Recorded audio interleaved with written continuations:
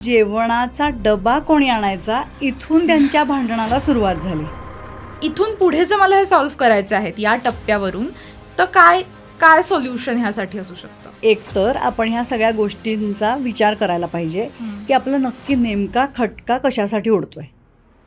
असं सगळं असलं तरीही डिवोर्स होतो असं पण आपण बघतो. बरोबर. तर याचं नेमकं काय कारण आहे? लग्न झाल्यावर ही पण घरात असायची, आई पण घरात असायची, Right. आणि तो घरी आला की आईला आधी विचारायचा.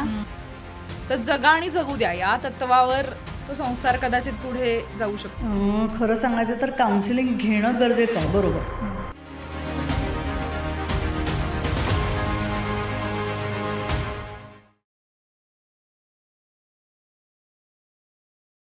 नमस्कार, वल्ली माणूस या यूट्यूब चॅनलवर तुमच्या सगळ्यांचं मी अतिशय मनापासून स्वागत करते. आजची तरुण पिढी खूप विचार करून लग्न करते आणि असं होऊनही पुन्हा एकदा त्यांच्यामधलं डिवोर्सचं प्रमाणही आपल्याला वाढतानाच दिसत आहे. तर ह्या खूप महत्त्वाच्या विषयावर आज आपल्याबरोबर गप्पा मारण्यासाठी शर्मिलाताई आपल्यात उपस्थित आहेत. शर्मिला पुराणिक, त्यांचं मी खूप मनापासून स्वागत करते. त्या स्वतः मागची 14 ते 15 वर्ष कौटुंबिक न्यायालयामध्ये वकिलीची प्रॅक्टिस करत आहेत आणि मागची 10 वर्ष त्या समुपदेशक म्हणूनही काम करत आहेत. आत्मभान नावाचं त्यांचं याच सगळ्या विषयावरचं पुस्तकही नुकतंच प्रकाशित झालेलं आहे. तर असा जवळपास 3 पिढ्यांचा अनुभव, 3 पिढ्यांच्या ह्या सगळ्या विषयांमधल्या समस्या, ह्या सगळ्यावर अभ्यास करून आज त्या आपल्याशी गप्पा मारण्यासाठी उपस्थित आहेत. तर आपण लगेचच गप्पांना सुरुवात करूया. धन्यवाद तेजस्विनी, मला तू आज या विषयासाठी इथे बोलावलंस. खूप छान वाटतंय, कारण खरंच तरुण मुलांना खूप समस्या आहेत. आजची पिढी खूप विचार करून लग्न करते आणि असं असूनही त्यांच्यातलं डिवोर्सचं प्रमाण हे वाढतच चाललेलं आहे. तर असं नेमकं का होतंय, हा विषय आपण त्यांच्याकडून समजून घेणार आहोत. तर आपण लगेचच गप्पांना सुरुवात करूया. आपण आजच्या तरुण पिढीकडे बघितलं तर खूप त्यांची एक मोठी यादी तयार असते की मला लग्न करण्यासाठी हे हे हे हे त्या मुलात हवंच आहे. बरोबर. आणि तशीच एक पॅरलल यादी तयार असते की बाबा हे हे हे नको आहे. बरोबर. इतका विचार आजची पिढी ह्या विषयाचा करते आहे किंवा ह्या आयुष्यातल्या एका महत्त्वाच्या घटनेचा करते आहे. असं होऊनही लग्न टिकत नाही आहेत. याची काय कारणं वाटतात तुम्हाला? तेजस्विनी, पहिल्यांदा मी आधी आभारी आहे तुझी, तू मला इथे बोलावलंस म्हणून. Yes.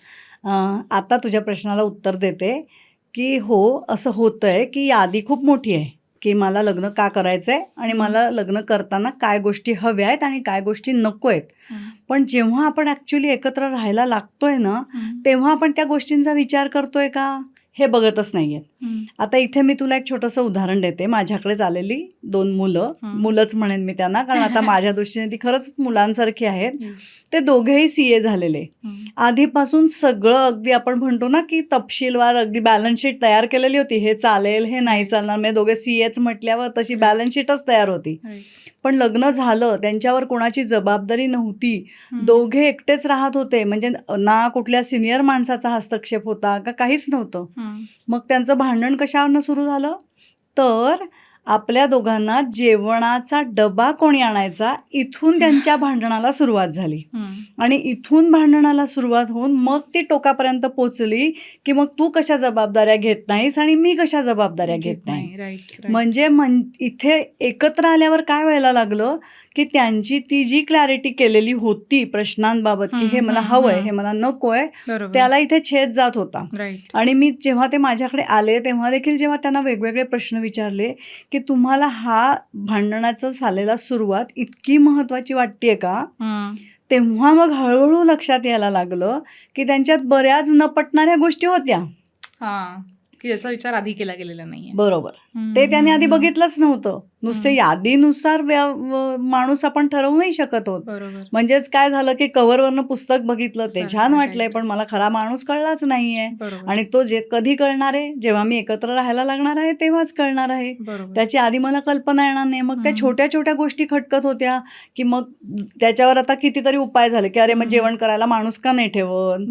बरोबर. पण मग तिने केलेलं मला आवडलं नाही तर मग भांडी घासायला लागतील, ती कोणी घासायची, मग भाजी कोण आणणार घरी बनवायचं झालं तर, मग त्याच्यासाठी कोण घरी थांबणार, दुसरं माणूस भांडी घासायला ठेवलं तर इतक्या छोट्या छोट्या गोष्टींची कुरबुरी होती. म्हणजे इथे काय झालं की अशा छोट्या गोष्टींचा मग खरंच आपण आधी विचार करतो का नाही करत, नाही करत. बरोबर, पण केला पाहिजे एवढ्या छोट्या गोष्टींचा विचार. एक्झॅक्टली ते नकोय करायला, तो विचार नको करायला. पण मी आता काहीतरी ऍक्सेप्ट केलंय, हे मी विचारपूर्वक ऍक्सेप्ट केलंय, मी एवढा सुशिक्षित आहे, मी लॉजिकल आणि रॅशनल विचार करू शकतोय, मग या गोष्टींचा मी रॅशनली विचार करतोय का माझं त्याच्यात काहीतरी चुकतंय, हे खरं तर बघायची गरज आहे.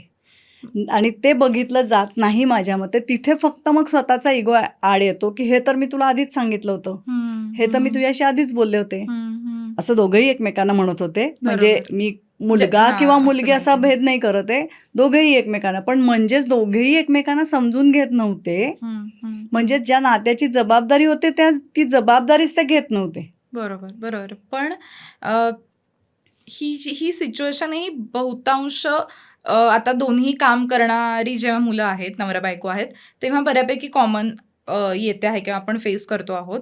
तर ठीक आहे, आपण ऍक्सेप्ट करू की होत आहेत ही भांडणं आहेत, हे इतके छोटे छोटे प्रॉब्लेम्स आहेत आणि कदाचित ते लग्नाआधी नाही डिस्कस झालेले.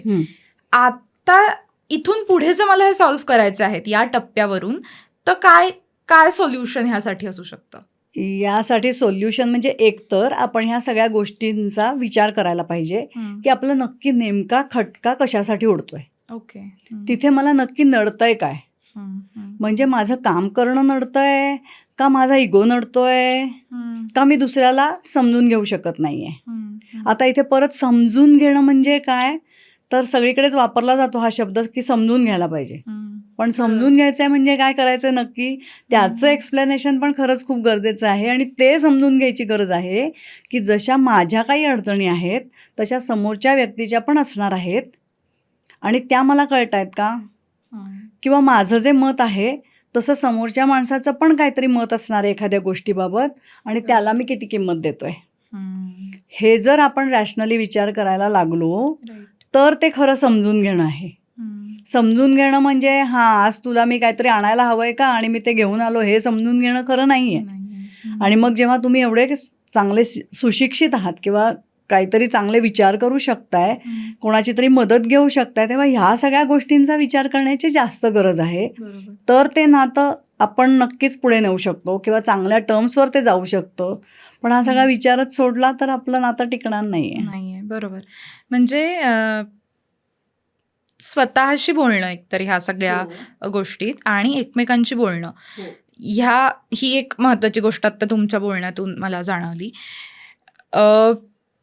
ओव्हरऑलच लग्न आणि एकमेकांमधलं कम्युनिकेशन ह्या गोष्टीकडे आपल्याला कसं बघता येईल किंवा त्याचा किती महत्वाचा रोल ह्या नात्यामध्ये आहे नवरा बायकोच्या? खूपच महत्वाचा आहे तो तर सगळ्याच नात्यांमध्ये. म्हणजे नवरा बायको सोडून दे, कुठल्याही दोन मैत्रिणी असल्या, मित्र असले, बॉस आणि काम करणारी व्यक्ती असली तरी कम्युनिकेशन हे सगळीकडेच खूप महत्वाचं आहे. ते कसं केलं जातंय, ते कोणत्या टोनमध्ये केलं जातंय, ते कसं दुसऱ्यापर्यंत पोचवलं जातंय, या सगळ्या गोष्टींना खूप महत्व आहे. आणि ते समोरचा पण कसं अंडरस्टँड करतोय. म्हणजे मी एखादा रिमार्क मारणं आणि हो तू असंच करतेस किंवा तू असंच म्हणतोस, हे कम्युनिकेशन नाही होऊ शकत आहे. मग तिथे तो असं म्हणतोस, मग का म्हणतो, त्याच्या मागे काय असू शकतं, किंवा तू अशीच वागतेस म्हणजे त्याला काय कारण असू शकतं, ते वागणं मला का त्रासदायक होतंय. हा झाला स्वतःशी संवाद आणि दुसऱ्याशी पण संवाद. तर तो जर नीट झाला तर पुढच्या गोष्टी सुरळीत होणं सोपं होऊ शकेल. इथे मी अजून असं सांगेन, म्हणजे आता तुला की आपण काय म्हणू शकतो ह्याच्यासाठी, तर हो, ही आजकालची तरुण मुलं एकमेकांना खूप भेटतायत, एकमेकांशी अगदी भरपूर गप्पा मारतायत, तासनतास गप्पा मारतायत, कॉफी प्यायला गेले तर गप्पा संपत नाही तितक्या गप्पा मारतायत. पण त्या लग्नानंतर तशाच चालू राहतायत का, आणि त्या जेव्हा लग्नानंतर तशाच गप्पा चालू राहतायत तेव्हा आपण खरंच ते तसं समजून घेतोय का जे आधी घेत होतो, ते बघणं खूप महत्वाचं आहे. तर मग हे नातं टिकणं आणि ते पुढे पण टिकणं जास्त महत्वाचं होईल.